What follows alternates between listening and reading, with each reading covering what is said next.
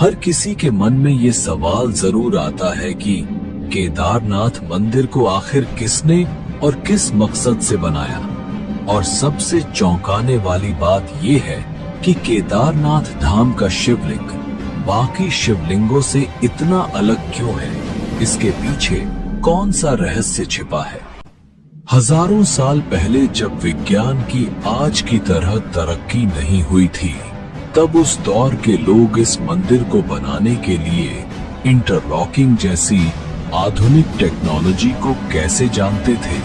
और सबसे हैरान करने वाली बात यह है कि बिना किसी नुकसान के 400 सालों तक ये मंदिर बर्फ में कैसे दबा रहा और इसके पीछे की कहानी क्या है।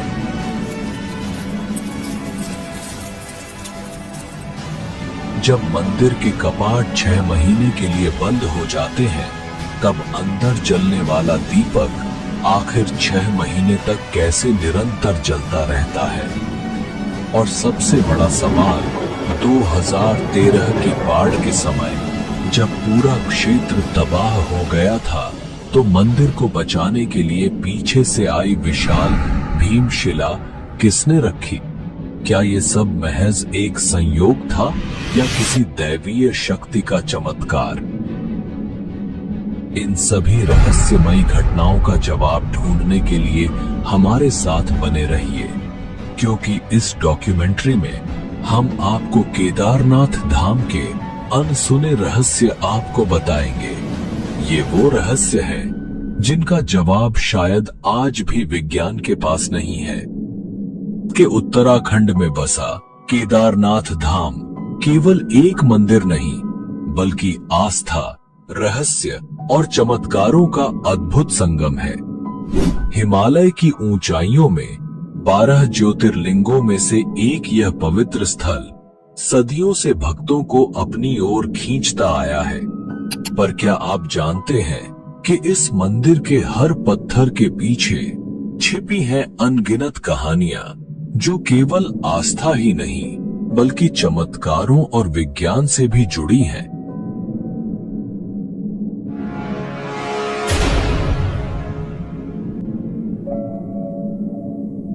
जून 2013 की वह काली रात, जब प्रकृति ने अपना तांडव दिखाया और उत्तराखंड के केदारनाथ में हर ओर विनाश कर दिया। लेकिन इसी विनाश के बीच एक ऐसा चमत्कार घटा जिसने लोगों की आस्था को और भी गहरा कर दिया। आइए हम आपको उस समय की भयावहता और चमत्कार के बारे में बताते हैं जिसने केदारनाथ मंदिर को बचाया था। उस रात केदारनाथ में बाढ़ का बारे में बताते हैं जिसने केदारनाथ मंदिर को बचाया था। उस रात केदारनाथ में बाढ़ का पानी मंदाकिनी नदी से उफनता हुआ आ रहा था। भारी बारिश और चौराबाड़ी ग्लेशियर के पिघलने से स्थिति और भी भयावह हो गई। पानी, पत्थर और मलबा शहर को अपनी चपेट में लेता जा रहा था। जहां पहले पहाड़ों की सुंदरता थी, वहां अब विनाश का तांडव था। होटल, घर, दुकानें, सब कुछ बहा ले गया। करीबन 6000 लोग मारे गए और लाखों बेघर हो गए। लेकिन एक बात साफ थी, यह आपदा केदारनाथ मंदिर की ओर बढ़ रही थी। क्या यह भगवान शिव के पवित्र धाम को तबाह करने वाली थी? जैसे ही पानी मंदिर की ओर बढ़ा, अचानक एक विशाल शिला, जिसे अब भीमशिला कहा जाता है, पानी के बहाव के साथ बहती हुई मंदिर के पीछे आकर रुक गई। वह पत्थर मंदिर के करीब 50 फीट पीछे रुक गया और बाढ़ के पानी को 2 हिस्सों में बांट दिया। उस क्षण मानो भगवान शिव की स्वयं कृपा ने मंदिर को तबाही से बचा लिया। बाढ़ का सारा पानी भीमशिला से टकराकर मंदिर के दोनों ओर से बह गया। आसपास के सभी ढांचे बह गए, लेकिन मंदिर, शिव का यह पवित्र धाम, चमत्कारिक रूप से सुरक्षित बचा रहा। यह सिर्फ एक घटना नहीं थी, यह शिव के प्रति भक्तों की आस्था का जीवंत प्रमाण बन गया। इस विशाल शिला को स्थानीय लोगों ने भीमशिला का नाम दिया। महाभारत के वीर योद्धा भीम के नाम पर रखी गई यह शिला अब केदारनाथ धाम के चमत्कार की प्रतीक बन चुकी है। इसका नाम भीमशिला ही क्यों रखा गया और पांडव का केदारनाथ से क्या संबंध था, वो हम आगे बात करेंगे। लोगों का मानना है कि यह भगवान शिव की कृपा और महाभारत के भीम की शक्ति का प्रतीक है। आज भी भक्त इस शिला की पूजा करते हैं, इसे मंदिर के दर्शन का अभिन्न अंग मानते हैं। वैज्ञानिक भी इस घटना से हैरान रह गए। उनका मानना है कि यह पत्थर पहाड़ से खिसक कर बहता हुआ नीचे आ गया था, लेकिन यह कैसे संभव हुआ कि यह शिला मंदिर के ठीक पीछे आकर रुकी और पानी के बहाव को दो हिस्सों में बांट दिया।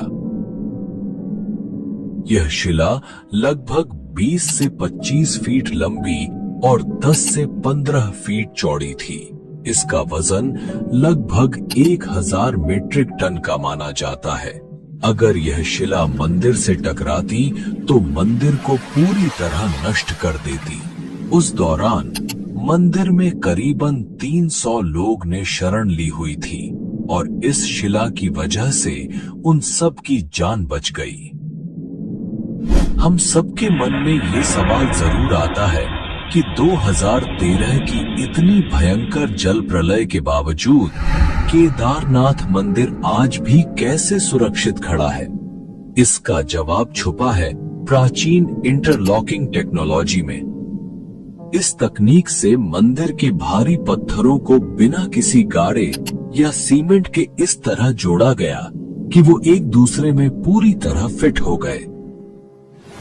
हजारों साल पहले जब तकनीक और आधुनिक उपकरणों का कोई नामो निशान भी नहीं था, तब इस मंदिर को भारी पत्थरों से बनाया गया। लेकिन इन पत्थरों को जोड़ने के लिए किसी गाड़े या सीमेंट का इस्तेमाल नहीं हुआ। प्राचीन भारतीय कारीगरों ने पत्थरों को इस प्रकार तराशा कि वो एक दूसरे में एकदम सटीक तरीके से लॉक हो जाते थे।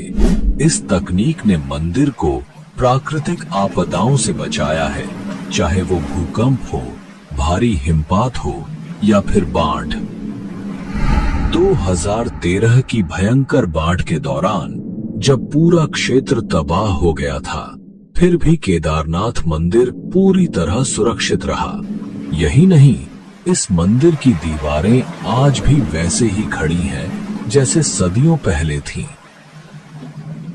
ये इंटरलॉकिंग तकनीक ही थी जिसने पत्थरों को इतना मजबूत बना दिया कि उन्हें कोई आपदा हिला नहीं सकी। एक ऐसी तकनीक जो आज भी वैज्ञानिकों को चौंका रही है। यही है भारतीय वास्तुकला का कमाल। तो हमारे मन में सबसे बड़ा प्रश्न यह उठता है कि आखिर किसने इतनी मजबूत और अत्याधुनिक तकनीक से केदारनाथ मंदिर का निर्माण किया। इसके पीछे की कहानी और इतिहास को जानना बेहद दिलचस्प है। तो चलिए हम शुरुआत से ही इस पवित्र मंदिर के इतिहास की गहराइयों में झांकते हैं और समझते हैं कि किसने और कैसे इस अद्भुत मंदिर का निर्माण किया।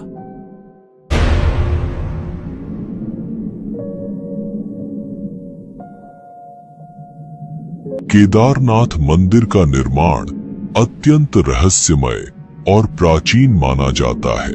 यह मंदिर न केवल धार्मिक दृष्टि से महत्वपूर्ण है, बल्कि इसके निर्माण के साथ जुड़ी पौराणिक कथाएं इस स्थल को और भी अधिक अलौकिक और रहस्यमयी बनाती हैं। इसमें हम 3 कथा पर बात करेंगे, जिसमें सबसे प्रसिद्ध कथा है महाभारत की। तो आइए जानते हैं इस मंदिर के निर्माण के बारे में। धार्मिक ग्रंथों में वर्णित कथा के अनुसार महाभारत के युद्ध में विजय प्राप्त करने के बाद युधिष्ठिर को हस्तिनापुर का राजा घोषित किया गया। लगभग 4 दशकों तक उन्होंने हस्तिनापुर पर शासन किया। एक दिन पांडव भगवान श्री कृष्ण के साथ बैठकर महाभारत युद्ध की समीक्षा कर रहे थे। उस समय पांडवों ने श्री कृष्ण से कहा, हे नारायण, हम भाइयों पर अपने बंधु बांधवों और गुरुजनों की हत्या का कलंक है। इस कलंक को कैसे मिटाया जाए?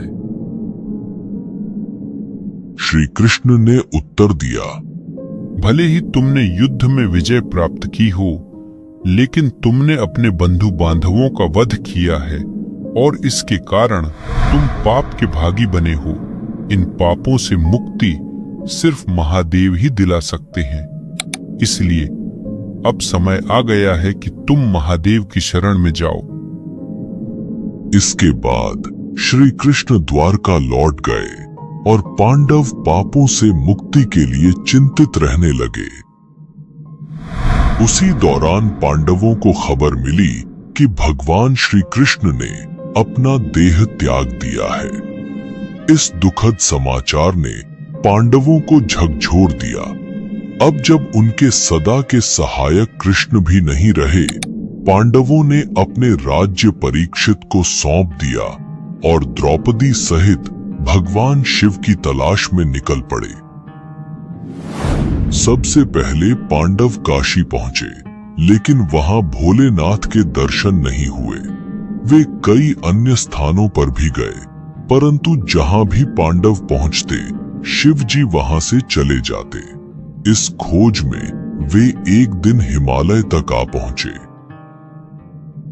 तब भगवान शिव ने पांडवों को आता देख नंदी का रूप धारण कर लिया और पशुओं के झुंड में चले गए। भगवान शिव को पाने के लिए भीम ने एक योजना बनाई। उन्होंने विशाल रूप धारण कर अपने पैर केदार पर्वत के दोनों ओर फैला दिए, ताकि कोई भी पशु उनके पैरों के बीच से निकल सके। लेकिन नंदी रूपी भगवान शिव ने ऐसा नहीं किया। तभी भीम ने नंदी को पहचान लिया और पकड़ने का प्रयास किया, लेकिन शिव जी धरती में समाने लगे। भीम ने उनका पिछला हिस्सा पकड़ लिया। भगवान शिव पांडवों की भक्ति से प्रसन्न हुए और उन्हें दर्शन देकर उनके पापों से मुक्त कर दिया। तभी से भगवान शिव यहाँ नंदी की पीठ के रूप में पूजे जाते हैं। इसी वजह से केदारनाथ का शिवलिंग बाकी शिवलिंगों से अलग है। ऐसा कहा जाता है कि जब भगवान शिव ने पांडवों को उनके पापों से मुक्त किया और उनका प्रायश्चित स्वीकार किया, तब पांडवों ने केदारनाथ मंदिर का निर्माण करवाया। यह भी कहा जाता है कि भगवान शिव का शरीर पृथ्वी के अलग अलग हिस्सों में प्रकट हुआ, जिससे पंच केदार की उत्पत्ति हुई। भगवान शिव का मुख नेपाल के पशुपतिनाथ मंदिर में, भुजाएं तुंगनाथ में, मुख रुद्रनाथ में, नाभि मदमहेश्वर में और जटाएं कल्पेश्वर में प्रकट हुई। यही 5 स्थान पंच केदार के रूप में पूजित है। केदारनाथ को पंच केदार में सबसे प्रमुख माना जाता है, क्योंकि यहाँ भगवान शिव के पीठ रूप की पूजा की जाती है।